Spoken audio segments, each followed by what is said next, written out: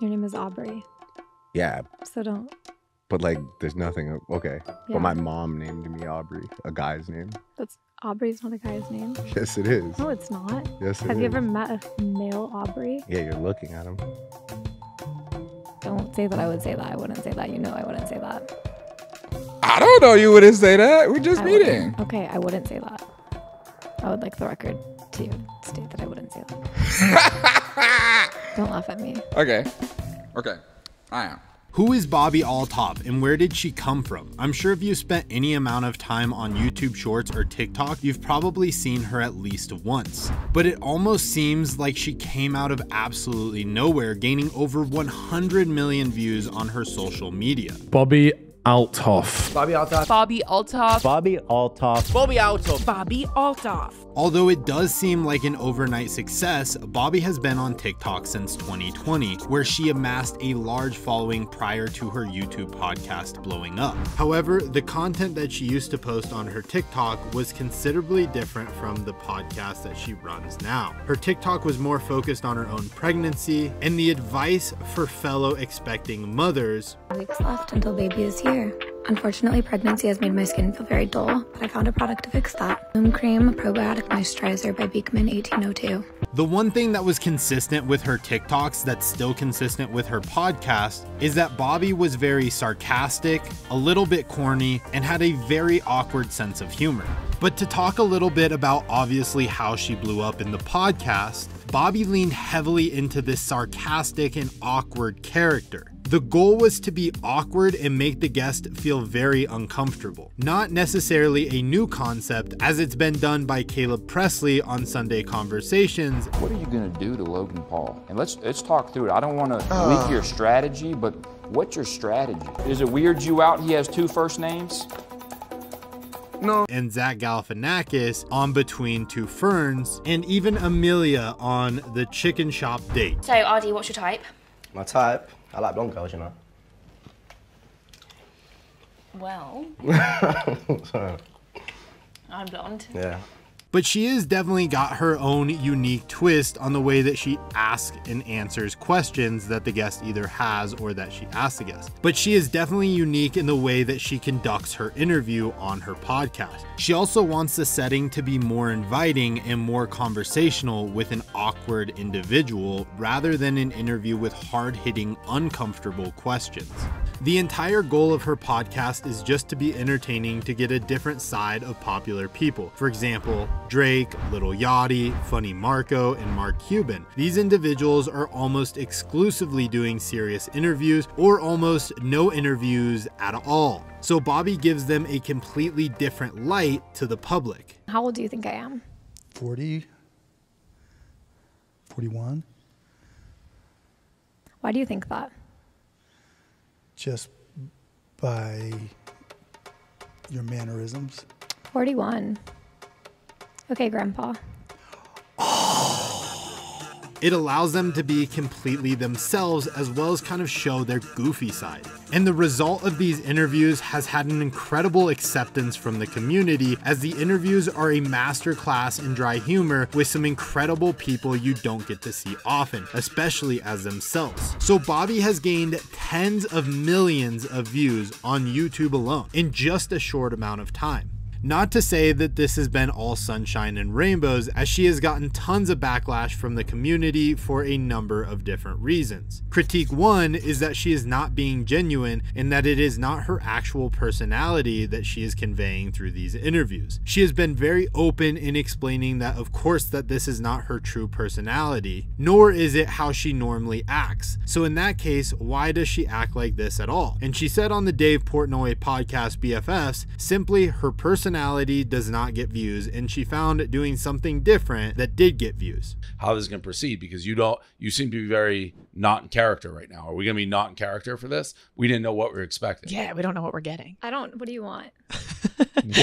Normal, I guess, unless you want to. I don't know, whatever you do. Because you just did, what did she do? Good Morning America? I did. And you were full, what did I do? The Today Show. Yeah, and Today Show. And you were full character. No, I was normal.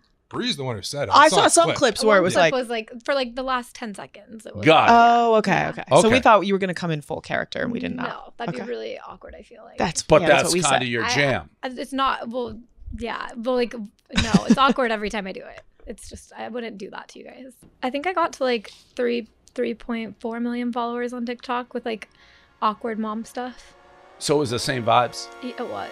Okay. Yeah, I've had the same vibes since like the very first video I had that went like viral. I also believe this is a bit of a slippery slope as it leads to you constantly being somebody you're not, but I guess it works for her, right? The same goes for people like Eric Andre, Amelia, or even Caleb Presley, where they've gone on record many times to say that the absurdity in the things that they say isn't really who they are, and that it's obviously just for entertainment and enjoyment of the audience. Bobby's goal is to entertain you, not to convince you that she's being genuine. Critique number 2 is that she stole the idea from Amelia on the chicken shop date. Is that a Dragon Ball Z reference? Yes, Super Saiyan. Oh. Yeah, I'm a bit of a nerd. Z. Is that like Beyblade? No, but let's move on, fam. How dare you?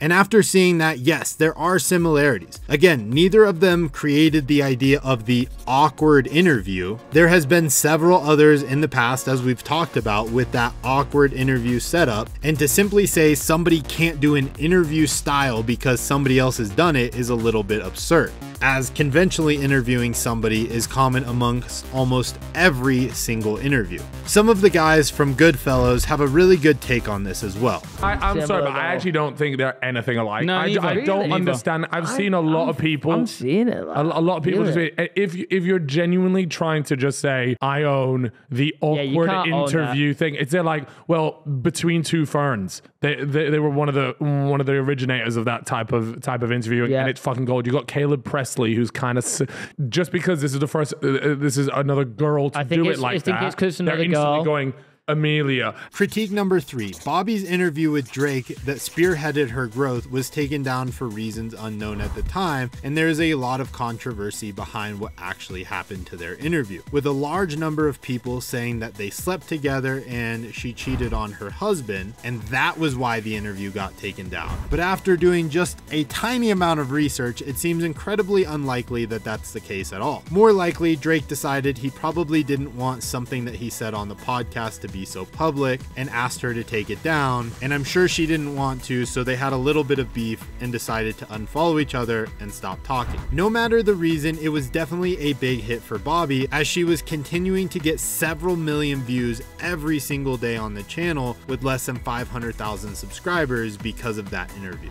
Critique number 4 is that Bobby is not special at all. She is simply an industry plant. This is a label that is often tossed at artists when they sign with a major company, but is made to look in the public's eyes as somebody who is simply doing everything on their own and getting the backing from a major company. But I think the thing that's important to understand about an industry plant is that we really can't confirm that this is something that's ever happened, as a major corporation can definitely help an artist grow and build up their reputation. It really comes down to the actual artist still continuing to do the work though. Now, me personally, I believe that Bobby is definitely not an industry plant whatsoever, as she's already talked about Drake simply liked one of her videos and followed her on Instagram, and she decided to simply DM him and ask him if he would come on, where he responded to her DM saying that he would be willing to do it. Bobby even talks about her shock when she saw that he replied to her message. But yeah, then Drake liked one of the videos I had uploaded and he followed me. I didn't realize it at first. Marco called me and he was like, Bobby, look who just followed you. So I like filtered it to verified only people, and I was like, oh my god, like why would he follow me? He's like, he liked the video, and I was like, okay, I'm gonna like shoot my shot to Drake. I don't know how this, I thought the chance of him replying was like a 1%, and the chance of him saying yes was like 0.000. I was like, there's no way. So I was like, come on my podcast. I said, when are you going to come on my podcast? And he said, game right yeah, away. He was ready to do it. I flew out there like I think 3 days later.